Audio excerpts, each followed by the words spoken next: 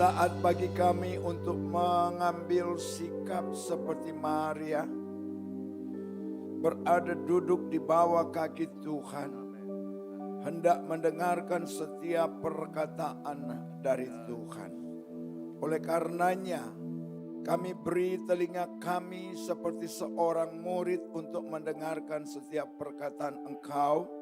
Kami beri hati kami seperti seorang hamba untuk sedapatnya kami mentaati setiap firman yang kami dengar saat ini.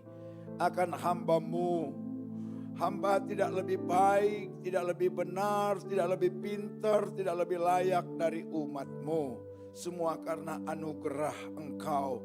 Oleh karenanya lanjut ibadah hamba serahkan ke dalam tangan-Mu, agar kami sekalian berada di dalam pengurapan yang baru, berada di dalam tuntunan hikmat yang dari sorga, sehingga tidak menjadi sia-sia kehadiran kami. Namun ketika kami tinggalkan tempat ini, kembali ke keseharian kami telah mendapatkan sesuatu yang tidak diambil daripada kami. Terima kasih Bapa, berfirmanlah, kami sedia menyambutnya. Dalam Yesus Kristus Tuhan, kami telah berdoa. Haleluya. Setiap kita yang siap menyambut firman, mari bersama kita katakan amin. Baik saudaraku, minal aidin wal faizin. Saya harus katakan ini karena terlambat. Mohon maaf lahir dan batin. Saya dirugikan dengan bolak-balik masuk keluar tol karena nyasar. Dan itu perlu saya minta maaf. Dengan demikian salah jalan. Saya bingung ya. Saya kok suruh muter-muter. Google Map itu beda. Sayanya yang bandel. Bukan ikutin yang sudah ditaruh di sini. Di HP saya karena kebiasaan pakai Waze, lalu saya pakai Waze. Nah itu yang bikin salah. Jadi paling enggak ini menjadi perhatian kita semua. Baik, kita langsung membuka Alkitab bersama-sama di dalam kitab Mazmur pasal yang ke-37. Yang akan dibacakan untuk kita sekalian dari ayat yang ke-25 dan 26.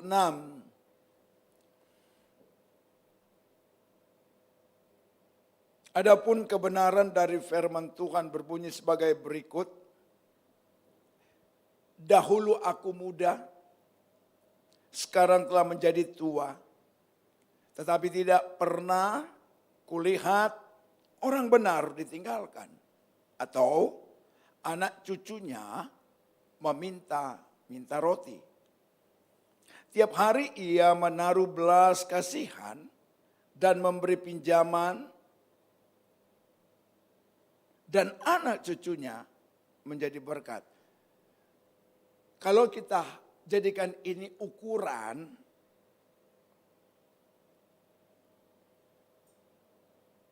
dari apa yang dilihat oleh pemazmur, maka mudah untuk kita melakukan introspeksi dan koreksi.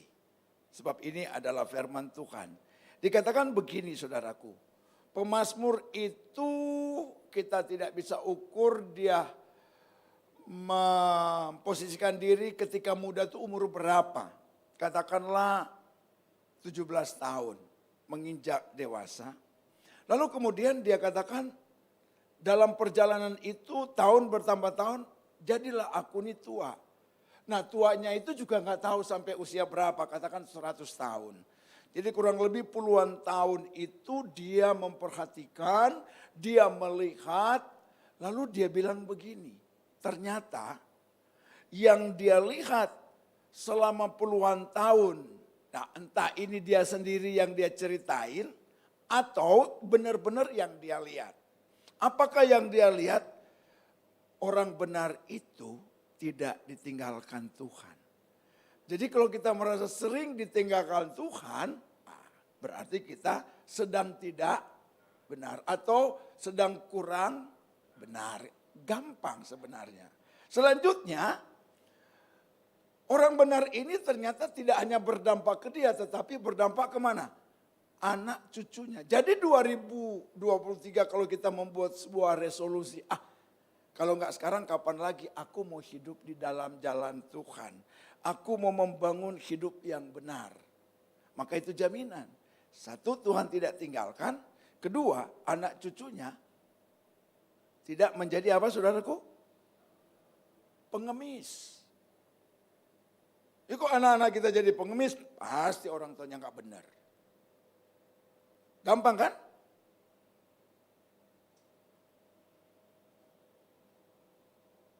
Makanya saya baca sampai ayat 26 biar lebih memperjelas. Bahkan mempertegas. Nah kalau kita hidup dalam kebenaran Tuhan dikatakan kita ini tidak hanya aman karena Tuhan gak tinggalkan. Anak cucu kita juga gak jadi pengemis. Tetapi sebaliknya kalau saudara tukang kasih pinjam, saudara orang benar. Tapi kalau saudara sering minjam,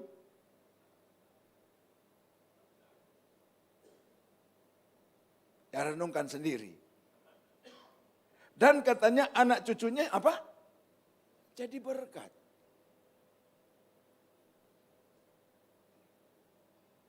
Sekali lagi saya mau katakan, kapan lagi?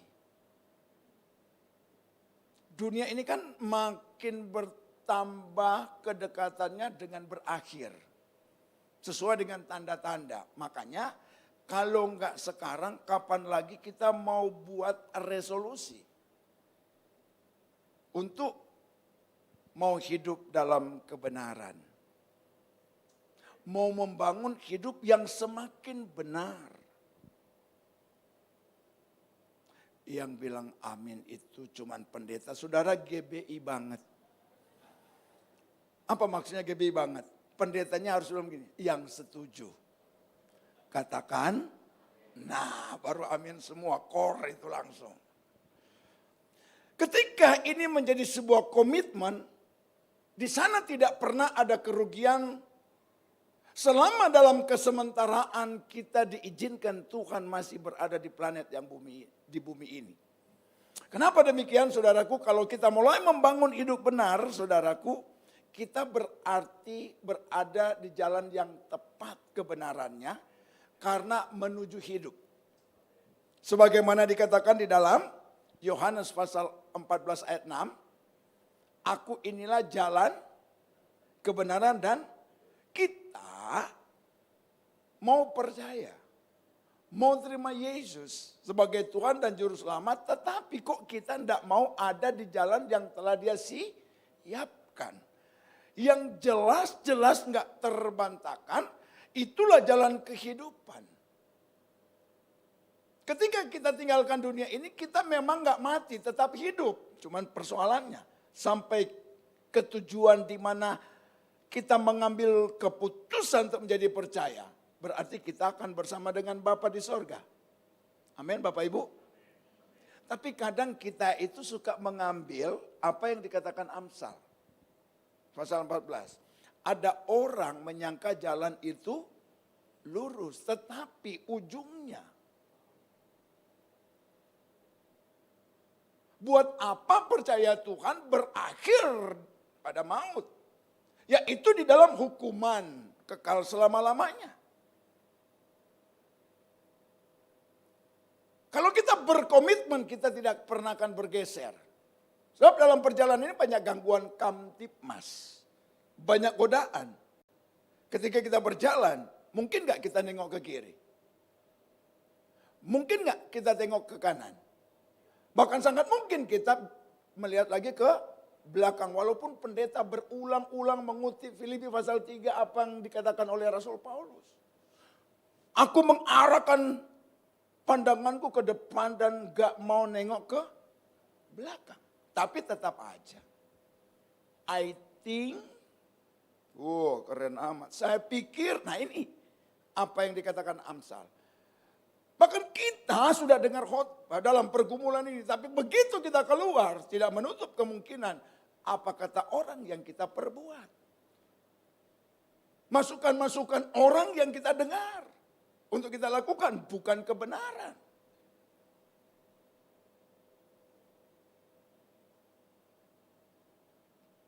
Jadi ketika kita mau membangun dalam sebuah komitmen, mau ada di jalan yang benar, membangun hidup yang benar, sesungguhnya kehidupan itu adalah jaminan mutu.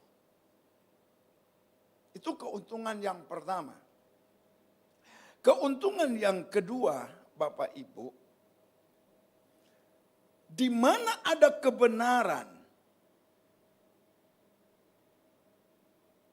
di situ ada kemerdekaan. Kemerdekaan dari berbagai macam ancaman. Karena dikatakan di dalam Yohanes pasal yang ke-8 ayat 32, di mana ada kebenaran. Jika anak itu, jika kebenaran itu ada pada kita, kita benar-benar merdeka. Jadi di mana ada kebenaran, di situ ada kehidupan. Yang pertama, keuntungan kita. Yang kedua, di mana ada kebenaran, di situ ada kemerdekaan. Sekalipun ada banyak musuh mengancam kita, tetapi kebenaran telah ada di tangan kita, berpihak kepada kita. Yang kedua itu. Nah lalu yang ketiga keuntungan kita, di mana ada kebenaran, di sana ada yang kita terima, damai sejahtera. Ketenangan dalam kehidupan, ketentraman dalam kehidupan, dan tidak berlaku temporary, tetapi selama-lamanya, sebagaimana Nabi Yesaya menuliskan dalam Yesaya 32 ayat 17, dikatakan di mana ada kebenaran, di situ muncul, tumbuh damai sejahtera. Dan dampak dari kebenaran, akibat dari kebenaran, ada ketenangan. Jadi kalau saudara lebih banyak hidupnya galau, kacau, tidak tenang, ya mari kita koreksi. Jangan-jangan aku sedang tidak ada di dalam kebenaran. Enggak merdeka ini hidup. Bawaannya takut, khawatir. Tuhan bilang, kamu khawatir juga percuma. Tidak pernah menambahi sehasta dalam hidupmu. Gak usah khawatir, tapi percaya kepadaku. Percaya juga kepada Bapa. Ada banyak kusediakan bagimu. Kan kalau mendengar begitu kan relatif hidup ini lebih apa? Lebih tenang, lebih tentram, selalu ada damai.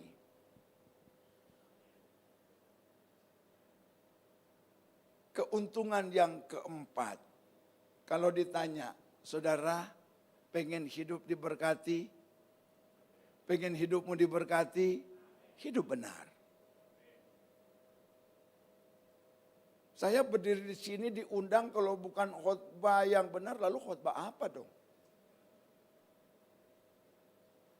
Banyak teman-teman bilang, warna khotbahmu itu sekarang berubah. Saya bilang, iya, saya makin tua, bukan makin muda. Aku memperhatikan, tetapi mungkin itu yang jauh lebih baik daripada you cuman bikin orang ketawa.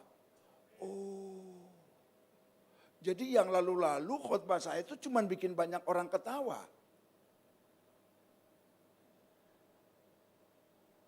Jauh sebelum istri saya meninggal, dia berpesan begini aja. Pa, boleh nggak mami usul? Kalau mami udah nggak ada, pelan-pelan papi kurangin humornya. Emang sih seger. Tapi mami takut justru papinya lakunya itu.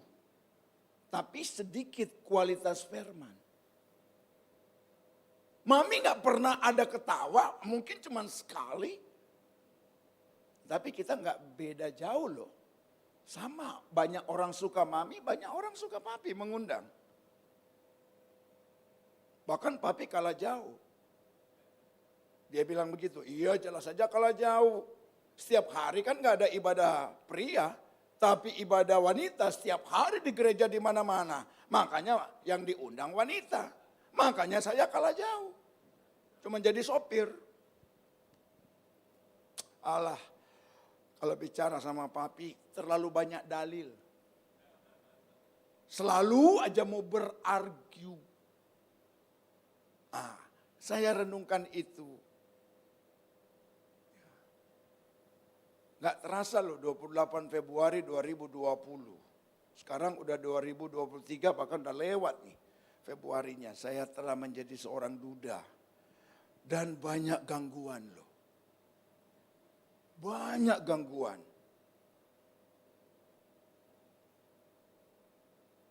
Coba ambil pepatah. Anjing menggonggong, kafilah jalan terus. Banyak penggoda. Tapi mari kita melihat Yesus. Amin. Kalau saudara ingin hidupmu selalu di dalam berkat Tuhan. Mari kita mau hidup benar. Karena seperti itulah kembali dikatakan oleh Mazmur dalam pasal 112. Coba perhatikan Mazmur pasal 100 yang ke-12 ayat kedua. Anak cucunya akan perkasa di bumi. Angkatan orang benar katanya saudaraku apa? Sudah diberkati belum? Belum karena menggunakan kata akan. Artinya kalau hidup kita gini-gini akan. Tapi mari kita ubah akan itu menjadi pasti. Karena ini firman. Firman itu kata Yohanes 1 adalah Allah sendiri, Allah yang bicara. Kita bilangan katakan Allah bukan manusia. Sehingga ia berdusta. Masakan ia berfirman, lalu dia tidak menggenapinya firman itu. Kalau kita mau diberkati, kita mau merdeka, hidup sudah dijamin sejak sekarang sampai nanti. Sangat mungkin gak kita gak sampai surga? Ada kemungkinan gak? Ada kemungkinan nggak? Ada. Kalau nggak seperti itu, Paulus oleh ilham roh tidak memberikan tulisan. Kerjakanlah keselamatan itu di dalam takut akan Tuhan.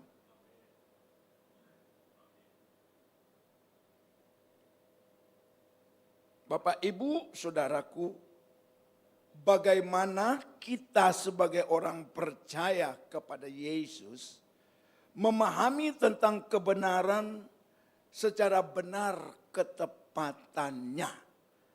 Sebab gini, gimana kita mau hidup benar kalau kita kurang paham. Atau pemahaman kita itu masih belum tepat.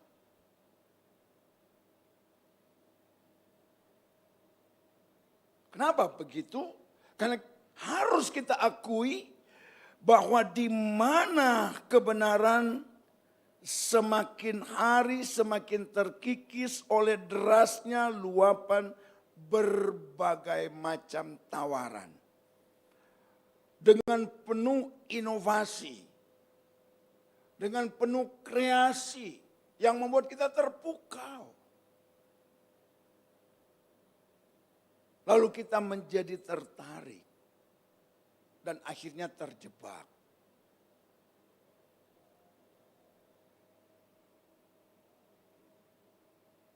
Oleh karenanya 4 hal tadi itu kan keuntungan yang saya paparkan. Nah, kita kepengen mendapatkan 4 hal itu. Yang kepengen katakan amin. 2 poin ini tolong saudara perhatikan. Ya. kebenaran ditawarkan secara cuma-cuma, gratis, melalui anugerah kasih karunia. Tapi jangan menganggap kebenaran yang ditawarkan secara murah hati oleh Allah, lalu itu menjadi barang murahan. Banyak orang tidak sadar bahwa hidupnya itu terlalu mahal. Banget mahalnya. Karena tidak bisa dibayar oleh emas. Satu dunia punya kekayaan tidak dapat untuk melenyapkan dosa dalam hidup kita. Mahal kita karena harga kita adalah harga pribadi Allah. Allah, saya pakai istilah berubah wujud, berinkarnasi datang jadi manusia. Untuk apa? Untuk melepaskan kita dari dosa. Saya punya pemahaman begini. Tidak ada cara lain untuk membuat manusia tidak berdosa. Tidak ada cara lain, cuma satu caranya. Dosa itu caranya cuma satu, hukuman. Enggak ada cara lain. Di dalam penyelesaian dosa tidak bisa dengan darah binatang. Hukuman. Repotnya, surat Roma berkata, upah dosa, hukumannya berarti berakhir pada maut. Nah Bapak Ibu, di dalam ketidakberdayaan kita, apapun kita perbuat, tidak bisa lepas dari hukum. Sebab setiap pelanggaran senantiasa punya sanksi hukum. Pembuat hukum siapa? Allah. Allah bukan anggota dewan, pembuat dan sekaligus pelanggar hukum. Jadi Allah buat, nggak mungkin dia langgar. Berarti seluruh manusia tanpa terkecuali tinggal menanti untuk dihukum. Tapi di satu sisi atau sisi lain, Allah begitu sangat mengasihi manusia. Ini problem. Allah tidak boleh langgar hukum. Tapi Allah mengasihi kita bagaimana biar tidak dihukum.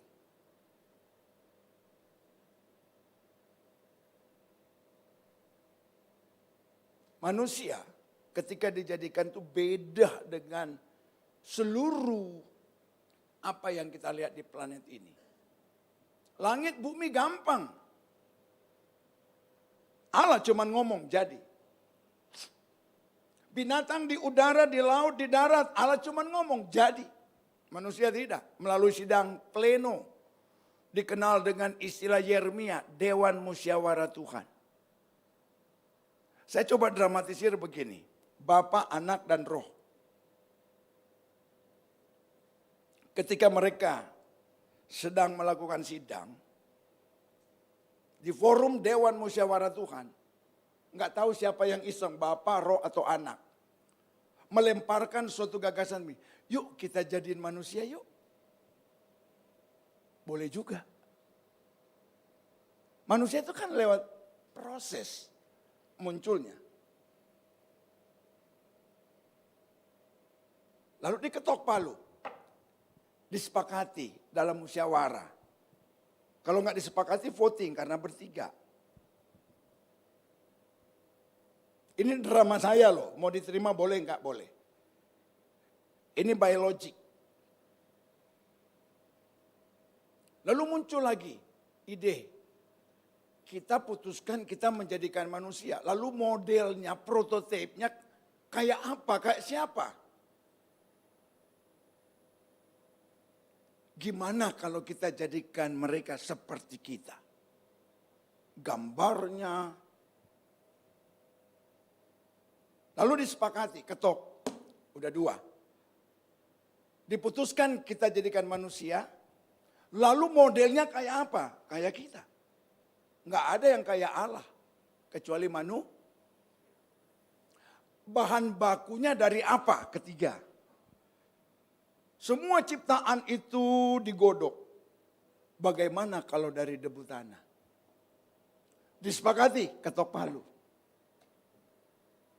Jadilah itu manusia. Karena dijadikan ada kesetaraan gambar Allah, manusia belum hidup. Menghidupkannya, Allah kasih nafas hidup. Keempatnya, ngomong-ngomong, ini udah jadi, udah hidup. Mereka nanti tinggalnya di mana?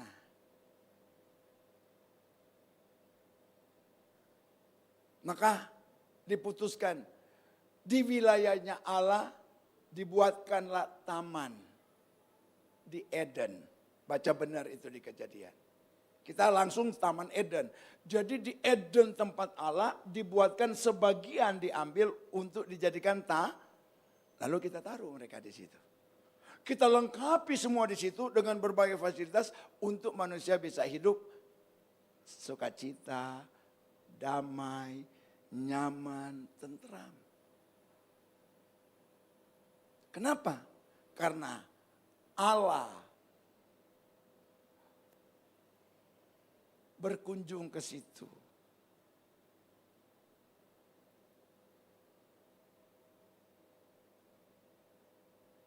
Hanya repotnya dari berbagai fasilitas ditaruhlah satu yang namanya pohon. Dari situlah yang menjadi malapetaka. Makanya manusia kalau kita temukan sotoy, nah itu buah itu tuh, pohon itu tuh. Semua ini boleh, kecuali ini. Kalau udah bilang kecuali, menimbulkan apa? Penasaran. Repotnya Allah pernah menyesal loh di dalam kitab Kejadian telah menjadikan manusia. Engkau boleh bongkar obrak-abrik bahasa sampai setua itu, ya. Bukan dia menjadikan manusia, dia menyesal. Dia telah memberikan apa yang gak mesti pada manusia, cuman pada Allah. Tapi sudah diberikan, yaitu kehendak bebas. Itu yang dia sesali. Gara-gara aku kasih ini, memunculkan penasaran. Ada apa dengan buah itu? Singkatnya, manusia terbuang dari taman yang indah. Karena melanggar. Dengan demikian manusia nggak mungkin lagi jumpa Tuhan. Kalau Allah tidak berinisiatif. Karena manusia dijadikan turut dengan segambar Allah, maka Allah mengasihi dia. Tapi bagaimana Allah buat hukum, dia tidak langgar, tapi kasihnya sampai kepada manusia. Masuk lagi pleno. Ini gimana nih? Akhirnya diputuskan, Bapak bilang sama putranya, you turun ke bumi. You harus jadi manusia, you mati bagi manusia. Jadi hukuman kita ditanggungkan pada Yesus.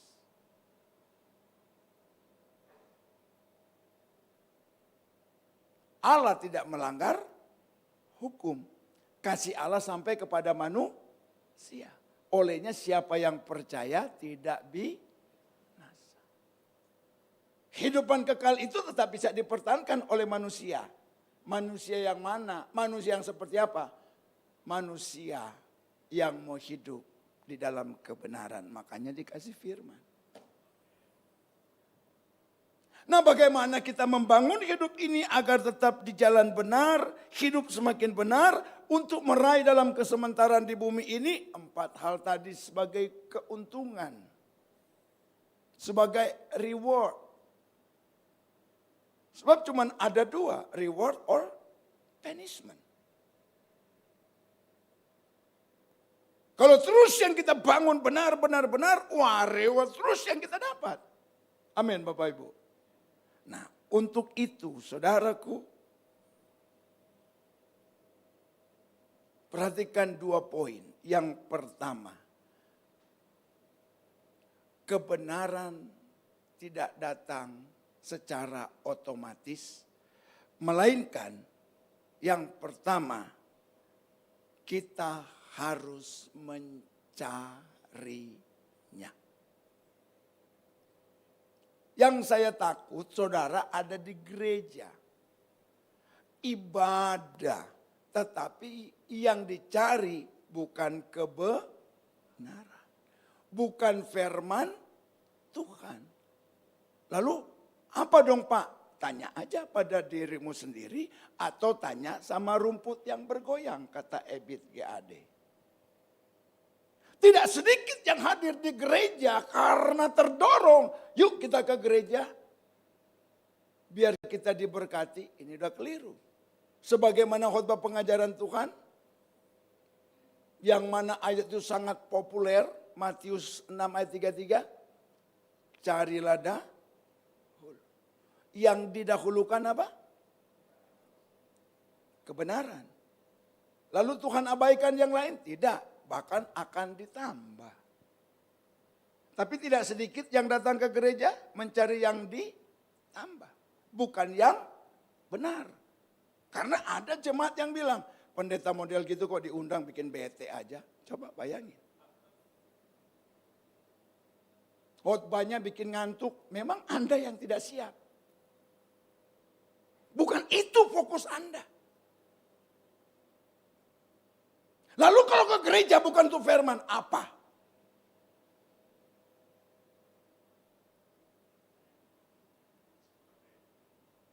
Saya suka memberi usulan begini.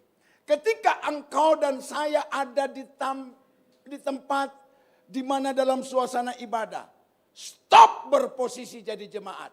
Titik. Ketika Anda di luar, orang bertanya, "Are you Christian?" Ya. Gerejamu di mana? Jemaat mana? Silakan Anda bilang, "Oh, aku jemaat GBI bla bla bla bla bla bla. Gembala aku." Itu betul. Tapi untuk di sini kekeliruan yang besar ketika kita menempatkan diri, memposisikan diri sebagai jemaat, engkau hadir cuma dengar khotbah. Ya. Lalu apa hasil dari dengar khotbah? Cuma 2. Khotbah pendeta Noldi jelek. Khotbah pendeta Noldi bagus. Kita kesampingkan yang jelek. Katakanlah khotbah pendeta Noldi itu bagus. Membuahkan hasil apa sama you?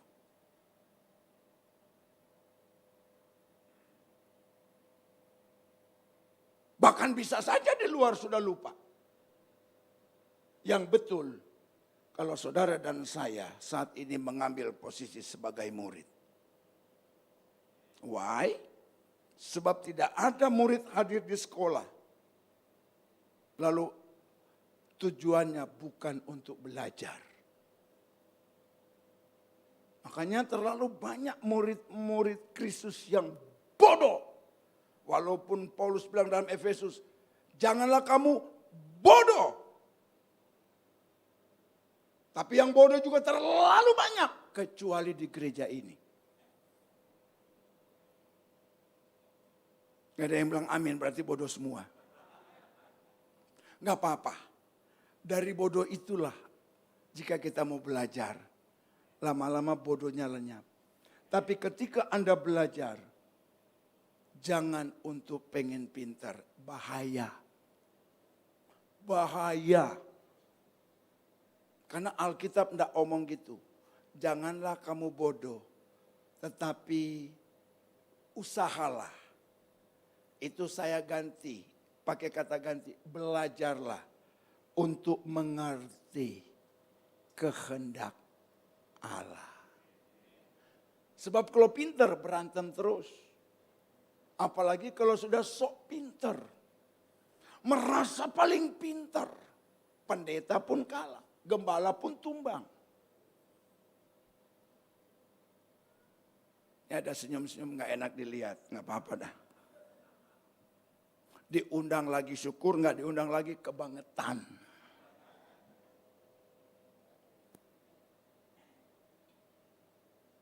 Kebenaran tersedia, kebenaran ditawarkan, tetapi bukan berarti kita tinggal di tempat. Cari. Kata cari itu berarti ada sebuah upaya. Amin.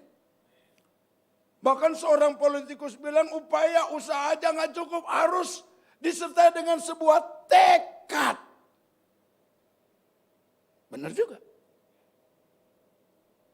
Tapi saya bilang tekad aja nggak cukup. Ini pendeta Noldi harus bilang begini. Harus nekat.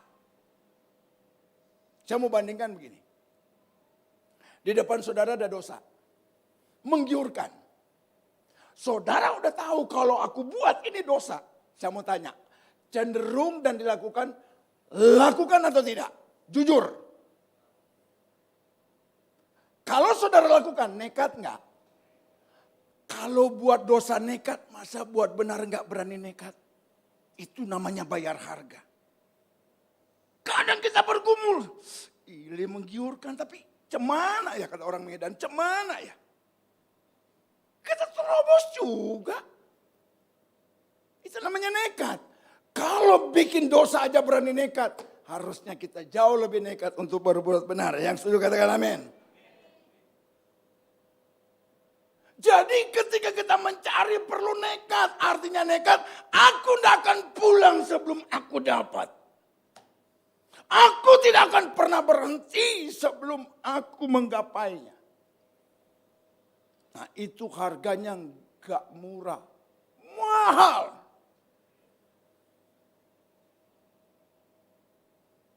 Amos bilang kalau mau tetap hidup cari aku.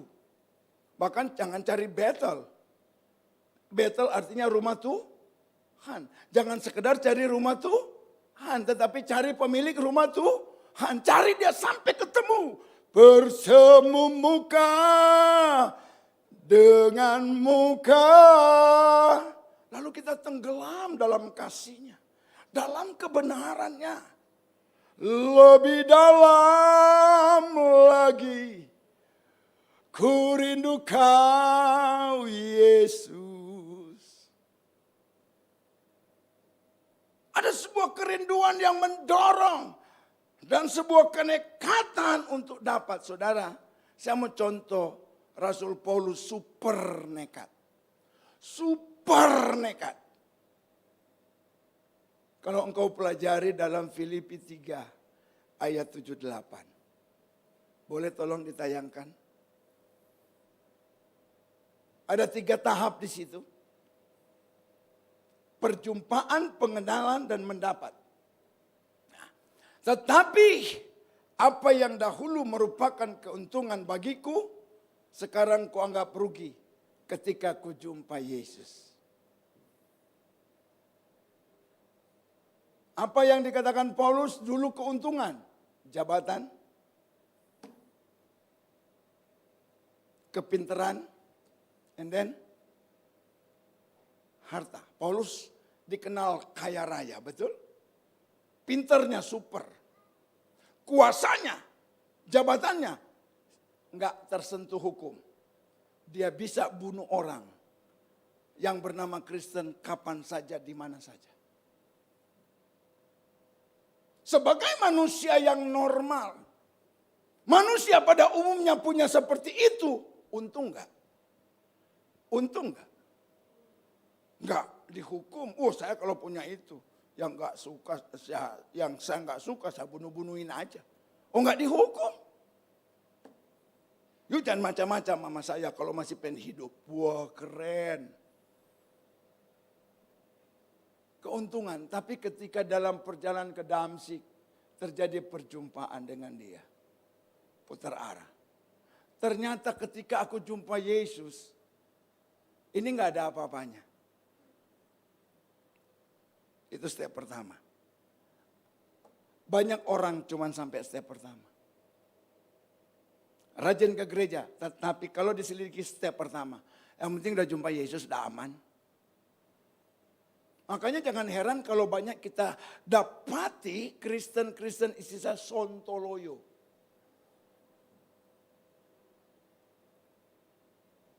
Lanjut, ayat 8. Malahan segala kuanggap rugi. Ini levelnya naik.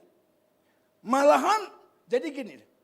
Lebih rugi lagi. Kalau pertama cuma rugi. Kedua, lebih rugi lagi aku kalau aku tidak tumbuh dalam pengenalan akan dia. Malahan ku anggap rugi, arti malahan ku anggap rugi, saya pakai kata ganti, kalau yang pertama rugi ketika jumpa Yesus, ternyata ini gak ada apa-apanya. Tapi aku lebih rugi lagi kalau cuma jumpa. Tapi gak numbuh sampai kenal dia ke akar-akarnya. Sampai jerohannya Yesus itu kalau aku gak kenal, percuma pengiringan kita. Padahal itu semua menguntungkan gak? Lalu kemudian yang menguntungkan itu tadinya di level rugi. Tapi dia langsung turun. Namun level Paulus naik. Itu diajarkan ke kita gini. Oleh karena dialah aku telah melepaskan semuanya itu dan menganggap apa? Kekayaan, kemewahan, boleh kau ambil. Kekuatan dan seterusnya. Karena itu hanya sampah. Yang tidak pernah mungkin kita bawa ketika tinggalkan dunia ini. Betul? Dan itu kan menjadi satu. Langit dan bumi akan lenyap. Mari kita bertumbuh dalam firman-Nya. Ku anggap sampah supaya aku apa? Tolong yang kencang. Supaya aku apa? Apa arti memperoleh sinonimnya? Mendapatkannya. Saya mau tanya, selama Anda ibadah, Anda dapat Kristus enggak? Anda dapat Tuhan enggak? Atau cuma ketemu Tuhan? Boro-boro kita mau dapat Tuhan, tertarik banget kalau engkau tidak mengenal Dia secara mendalam. Tidak mungkin kita bisa rela untuk bayar harga. Engkau duduk diam dengan manis seperti Maria. Kasih telinga ini seperti murid itu mau dengar dengan seksama. Perhatikan dengan seksama. Oh itu toh yang Tuhan mau. Seperti ini toh yang Tuhan kehendaki. Selama kita enggak masuk dalam pengenalan, kita tidak pernah mengenal kehendak Allah. Mengerti paham kehendak Allah. Ini kasar tapi saya harus ngomong. Maka jangan heran kalau ketemu Kristen sekalipun aktif di atas panggung ini, tapi hidupnya ngawur bin ngaco. Bahkan pendeta juga banyak. Jangan-jangan yang khotbah juga begitu. Kenapa saya nggak boleh singgung saya? Nggak fair dong cuman jemaat yang disinggung. Emang kami udah super hero. Emangnya firman ini cuman buat jemaat. Kalau tuh pendeta tunjuk begini. Satu ke jemaat. Lalu sisanya kemana?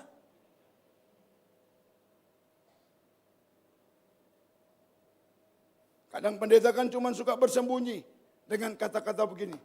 Saudara jangan lihat pendeta. Pendeta juga. Lalu lihat siapa?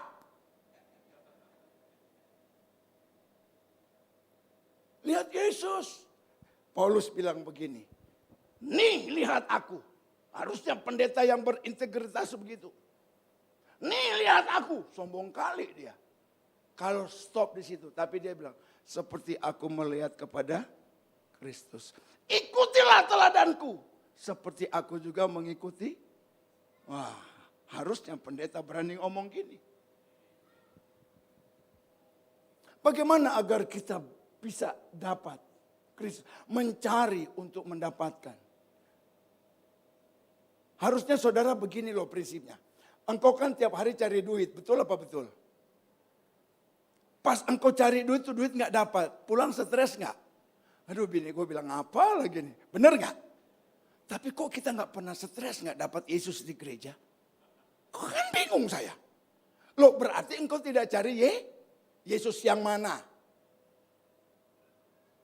Saya tanya dulu begini. Percaya gak Bapak Ibu?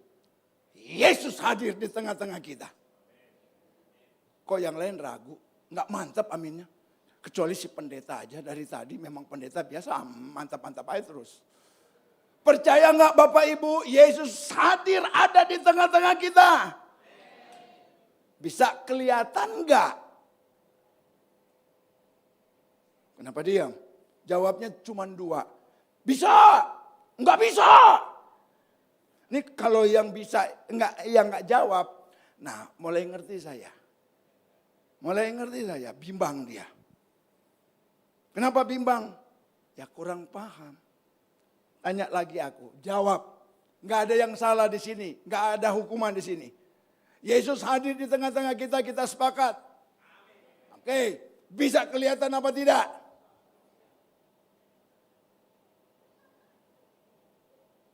Sebelah sini kok diam? Bisa kelihatan apa tidak? Ayo tanggung jawab yang bilang bisa. Angkat tangan yang bilang bisa.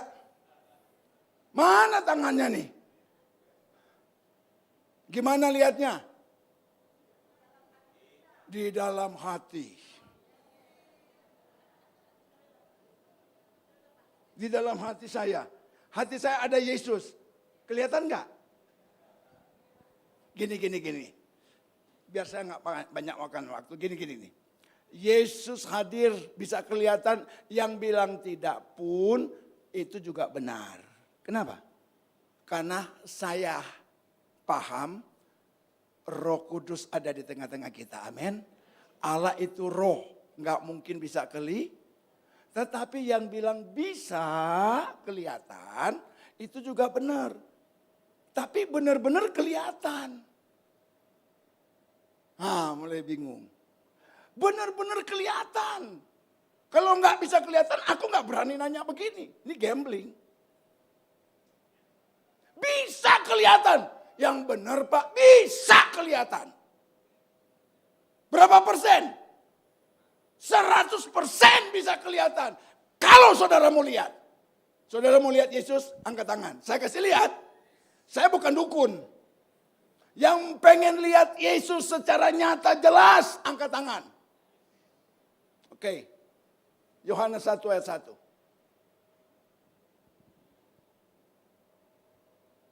Pada mulanya adalah firman bersama-sama dengan firman itu apa? Ayat 14. Firman itu telah menjadi Siapakah adres manusia itu? Pendeta Noldi atau Yesus? Berarti Yesus dengan Allah sama enggak? Yesus dengan firman sama enggak? Berarti kesimpulannya, bisa lihat Yesus apa enggak? Di mana saja bahkan kapan saja. Nggak perlu buku tebal yang bernama Alkitab. Di HP-mu. Anytime, anywhere. Kita bisa lihat Yesus. Paham? Inilah khotbah saya yang bergeser. Lebih mengedepankan agar jemaat paham. Kalau dia datang beribadah. Harusnya itu Allah yang engkau cari di tempat ini. Sampai engkau temukan dan bawa dia dalam hidupmu. Pasti hidupmu benar. Gak ngaco lagi.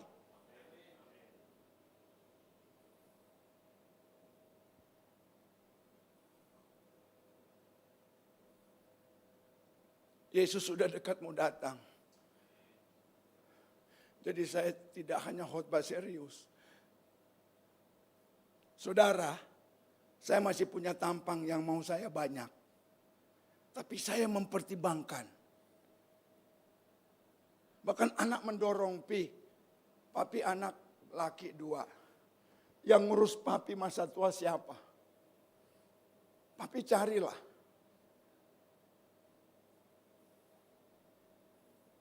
Sangat dipertimbangkan. Soalnya tahun ini aku nih udah 64. Kalau aku dapat istri 20 tahun loh saya ngurus istri sakit kanker.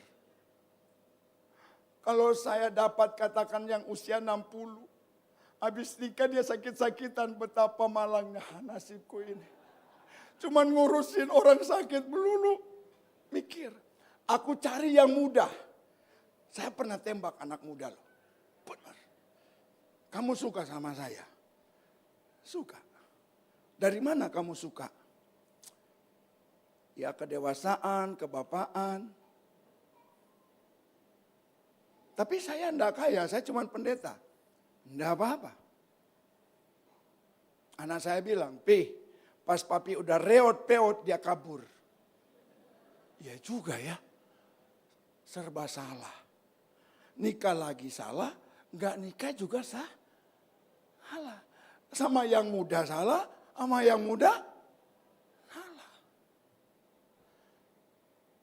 Tuhan tolong aku Tuhan. Berat. Makanya saya masih single aja. Masih bertahan single aja dulu. Harganya mahal.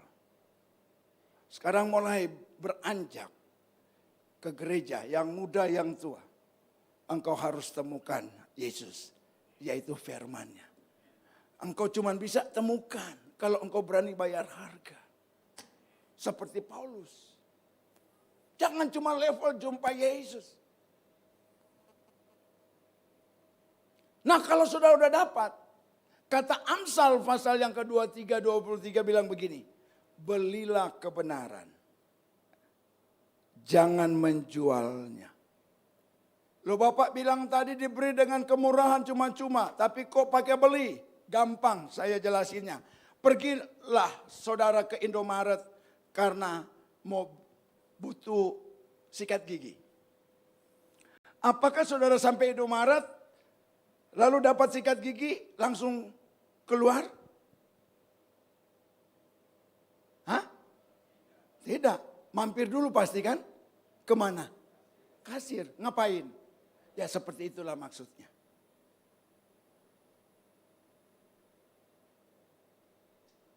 Kalau engkau udah dapat itu kebenaran.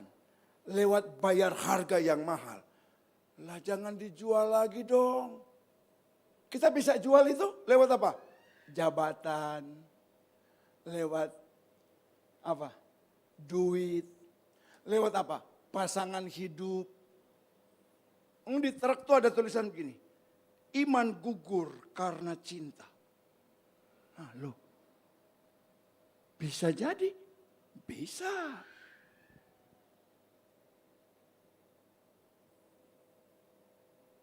Jangan jual.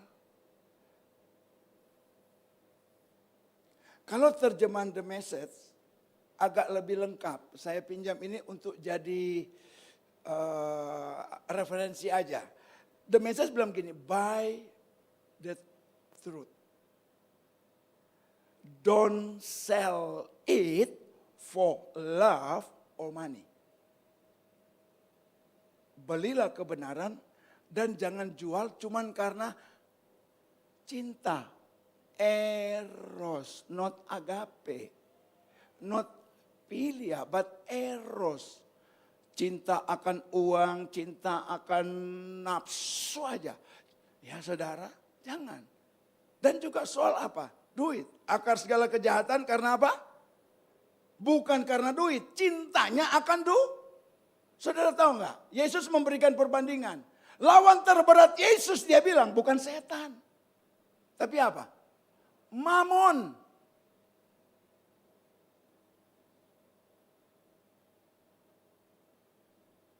Oleh karenanya sebagaimana saya katakan, duduklah menjadi murid. Maka di ayat yang sama, pasal yang sama, Amsal 23 ayat 23, saya coba utak-utik lagi, saya temukan bahasa yang baik dari Century Version, terjemahannya. Di sana tidak menggunakan kata by the truth, but learn the truth. Belajarlah, datang untuk belajar tentang kebenaran. And then setelah belajar dia katakan, and never reject it. Ketika kebenaran lewat pendeta membombardir saudara, mengobok-obok kesalahan saudara, jangan tolak. Jangan tolak, terima. Kita tumbuh.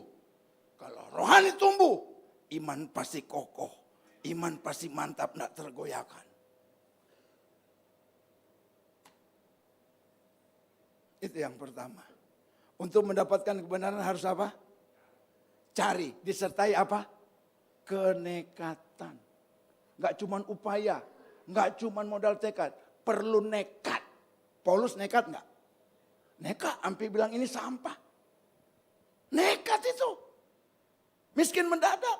Makanya ketika dia juga pontang-panting masuk keluar penjara, karam kapal, kedinginan, kelaparan, dia tidak hujat, Tuhan kenapa jadi begini Tuhan? Aku sudah setia, tidak.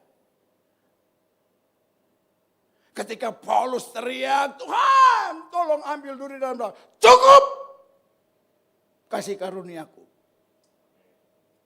Paulus bilang, ya Tuhan. Kalau kita bertumbuh dalam firman, semua itu kita akan counter dengan firman. Kejadian seperti ini kita akan kutip Roma 8 dulu, Allah turut bekerja. Jika sudah waktunya akan menjadi indah. Amin. Firman itu harus menghibur. Kalau kita bertumbuh, dia akan menguatkan kita senantiasa, menghibur kita senantiasa. Mau cari hiburan di mana? Karaoke, enggak terhibur. Ada juga tambah stres. Ke karaoke pakai duit enggak? Nyanyi-nyanyi mah begitu dikeluar, ya menghadapi kenyataan hidup. Ya gue nyesel berapa ratus ribu habis. Nah ya lo. Nonton bioskop, nonton. Habis nonton apa? Balik lagi ya kan. Gak akan menguatkan. Dan hiburannya gak permanen. Carilah penghiburan yang permanen. Kekuatan yang permanen. Dan itu cuma berasal dari Tuhan lewat firman-Nya. Yang kedua. Saudara mencari, seperti tadi saya sudah singgung, tanpa bayar harga, percuma. Dan harga itu mahal sekali. Nilainya mahal. Sebagaimana kita memang nilainya di hadapan Tuhan itu mahal sekali. Allah sendiri loh yang datang. Maka kemudian jangan kita sia-siakan. Jangan kembali kepada kehidupan apa? Daging. Sebab kalau engkau membaca di dalam Roma pasal 8, 5, 6, 7, 8. Percuma kita percaya Yesus. Kenapa? Lewat Paskah perseteruan dengan Allah. Hilang malah diperdamaikan. Amin. Lalu kita balik lagi. Kalau di Roma 8 ayat 5-8 bilang. Orang yang hidup karena daging untuk daging itu membangun perseteruan dengan Allah. Orang hidup menurut daging tidak akan berkenan. Padahal oleh iman kita berkenan di hadapan Allah. Amin. Keinginan daging berlawanan dengan keinginan roh. Mulai bangun keinginan roh. Sebab kalau keinginan daging kita bangun, roh ikut tersesat, terbawa. Kenapa? Daging lemah, roh penuh. Dia akan nurut terus. Nah repotnya kan hidup kita kan dibalut oleh daging yang segede gini. Benar enggak? Sangat dominan. Rohnya itu dianggap sebagai apa? Kalau di negeri ini itu kan ada majority, ada minority. Betul? Roh itu termasuk yang minoritas. Kalau kita nggak bangun terus, dia nggak kuat terbawa keinginan daging. Karena kita lebih condong ke sana. Dan sia-sia kita percaya Tuhan. Karena tidak akan berakhir sesuai dengan harapan. Oleh karena dibutuhkan bayar harga Bapak Ibu. Dan harga itu mahal sekali. Salah satu yang mahal apa? Kita mau duduk manis menjadi murid. Jangan sekedar jadi jemaat. Yang cuma mau tahu itu pendeta gimana ya khotbahnya, kayak apa, ya, repot kita. Pulang kita kosong. Nanti di mobil tanya, mah, biasanya suka nanya itu laki. Mah, tadi pendeta khotbah apa? Si papi gimana? Dengar gak sih? Dengar, cuman lupa. Ayo lo. Baru keluar gereja tempat parkir udah lupa.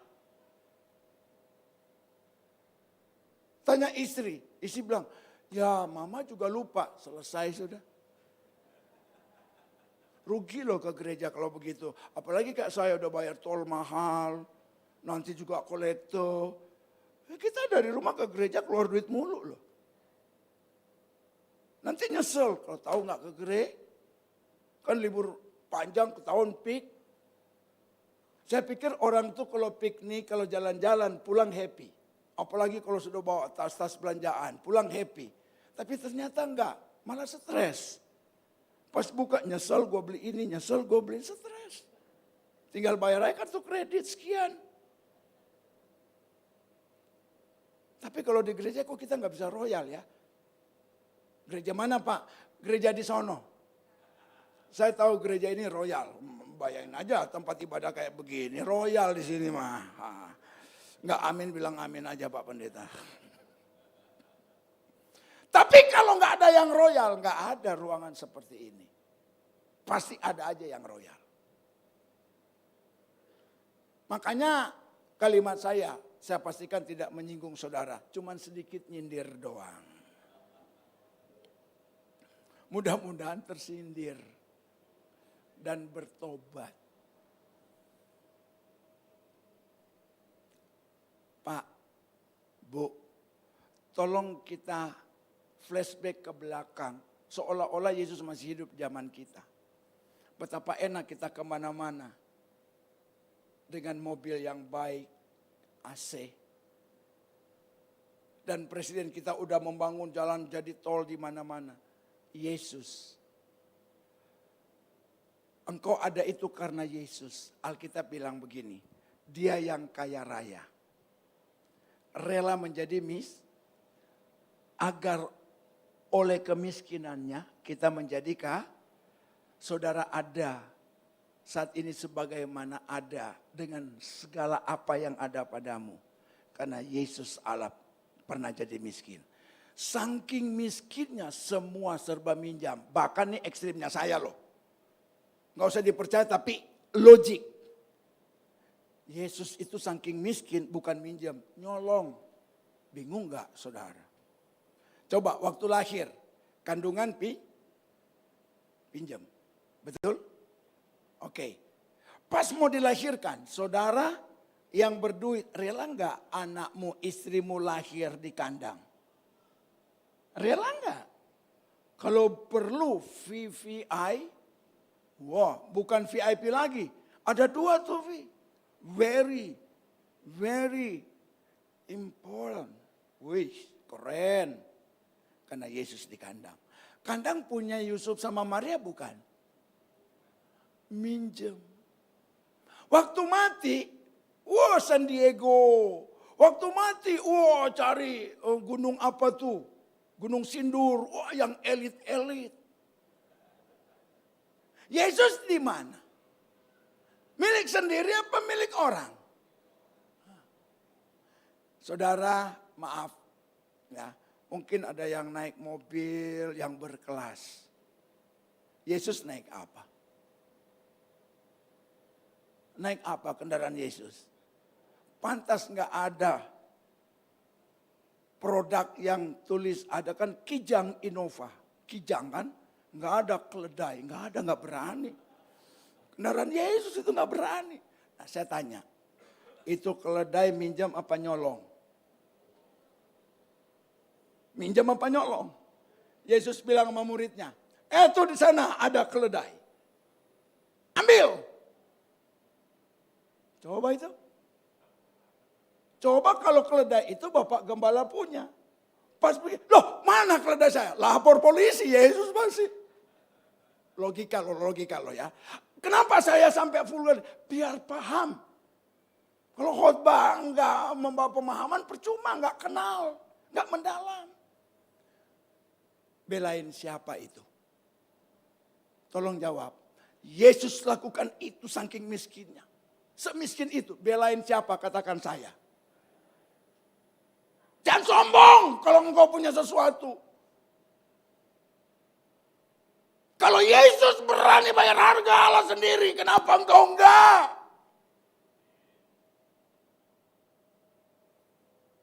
Engkau cari Yesus, tapi kalau engkau enggak bayar harga, nothing.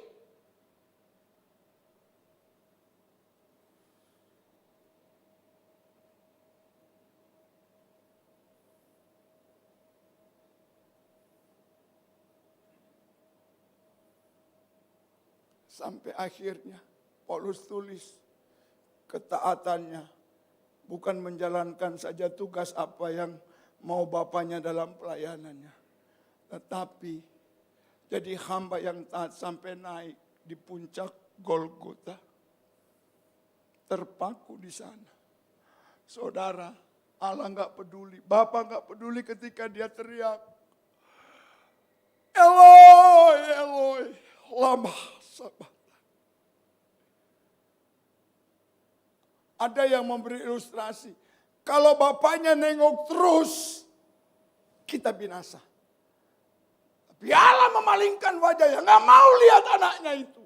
Sehingga muncul belas, kasihan lalu. Coba, orang di situ nggak ada yang berempati, nggak ada yang bersimpati, malah ngeledek. Katanya anak Allah, orang lain dia selamatkan. Coba kita lihat, bisa nggak dia turun dari salib? Menurut saudara logikanya bisa nggak? Bisa. Untung loh Yesus itu orang Yahudi. Saya nggak ngebayang Yesus itu orang Manado atau Batak sombongnya minta ampun. Begitu diledek, dia akan bilang, udah 3 kali, sekali lagi kau ngomong, bisa turun? Gua turun beneran, mampus kita semua saudara, bener. Bersyukurlah, ini bukan bawa suku, bersyukurlah. Apalagi orang Manado, gengsinya minta ampun deh. Tapi ini bukan Manado di sini, ini Manado yang di Manado saudara ya. Karena saya pengen aman, sana sini aman. Nanti aja di Manado baru saya bilang, oh ini bukan Manado yang di Manado, di Jakarta. Lebih tepat lagi di Serpong. Nah, Bapak Ibu, Allah lakukan itu demi kita. Harganya mahal sekali. Agar dia dapat mencurahkan kasihnya yang sangat-sangat maksimal. Untuk apa? Engkau dan saya dikeluarkan dari penghukuman kekal. Tapi dipindahkan kepada kehidupan kekal. Di mana tempatnya? Biasanya ini muncul kalau ada orang meninggal. Di rumah Bapakku banyak tempat tinggal. Makanya percaya pada Bapa, percaya sama saya. Gak usah terlalu banyak bersedih. Karena rumah di sorga sudah selesai. Ya. Jangan habisin air mata. Sebab di belakang masih ada banyak keluarga yang antre yang sama. Kalau udah kering air mata kan repot kan. Sisain. Sebab kita gak tahu kapan kita mati. Itu misteri. Oleh karenanya, carilah aku kata Tuhan, amin. Penuh nekat, berani bayar harga. Terima Yesus, yes, free of charge. But to follow Jesus, you have to pay. Tuhan memberkati. Amin.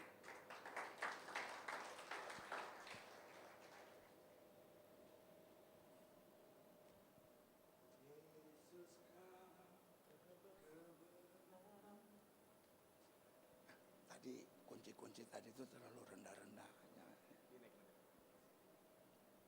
Mari kita berdiri bersama-sama. Kita mau nyanyi, kalau ku hidup, aku mau hidup untuk Tuhan. Sesuai dengan tema, haleluya. Kalau ku hidup bagimu. Hatiku tetap menyembahmu. Dunia tak bisa menjauhkan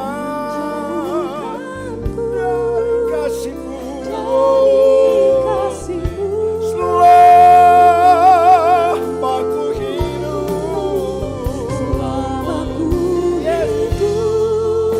ku hidup bagimu. Mataku tetap padamu. Dunia tak bisa menjauhkan dari kasih-Mu. Katakan dengan sungguh, dengan lembut, Yesus kau kebenaran. Yesus kau kebenaran yang menyelamatkanku. Kau memberikanku Kau hidup. memberikanku hidup Dan pengharapan. Saatnya, sekarang atau tidak? Katakan bersama, ku ikut kehendakmu. Ku perlu. Aduh, kunyatakan Janjiku kepadamu. Kalau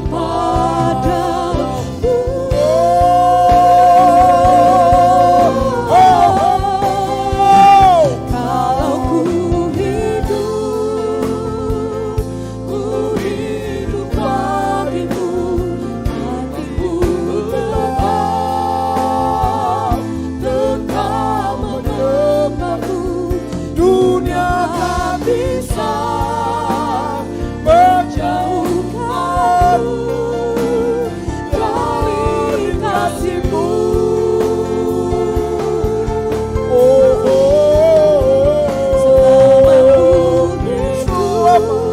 Selama aku hidup, mataku tetap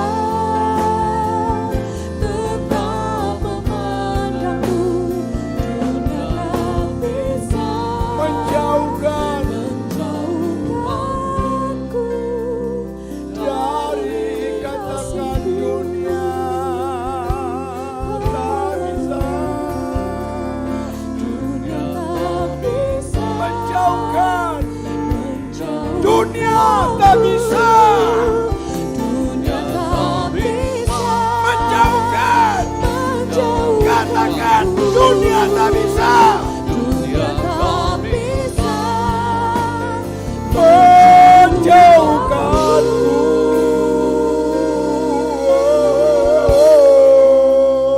dari kasih-Mu.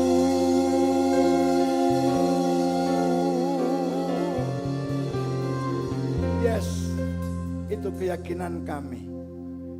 Jika kami membangun hidup ini ke arah yang benar, dunia tidak pernah mungkin bisa memisahkan kami dari kasih Engkau. Meteraikan firman-Mu Tuhan, jadikanlah itu berkat indah dan permanen di hidup kami. Roh Kudus tolong, kuatkan, teguhkan, mampukan kami agar tidak berhenti mendengar dan merenungkan. Tapi kami mau nekat untuk menjalankannya, memperlakukannya, mempraktekannya di hidup kami hari lepas hari. Agar orang dapat melihat Yesus di dalam hidup kami. Agar menjadikan hidup kami bukan lagi kami, tapi Kristus yang hidup di dalam kami. Berkati setiap mereka yang telah hadir. Bawa mereka dalam pengenalan lebih lagi. Berkat-Mu ada atas umat-Mu, atas gereja-Mu, dan atas segala kegiatan tempat ini.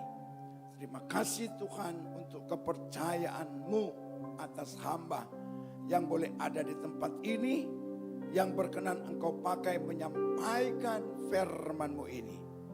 Dalam Yesus, aku berdoa untuk semuanya ini. Haleluya. Amin. Berikan tepuk tangan, silakan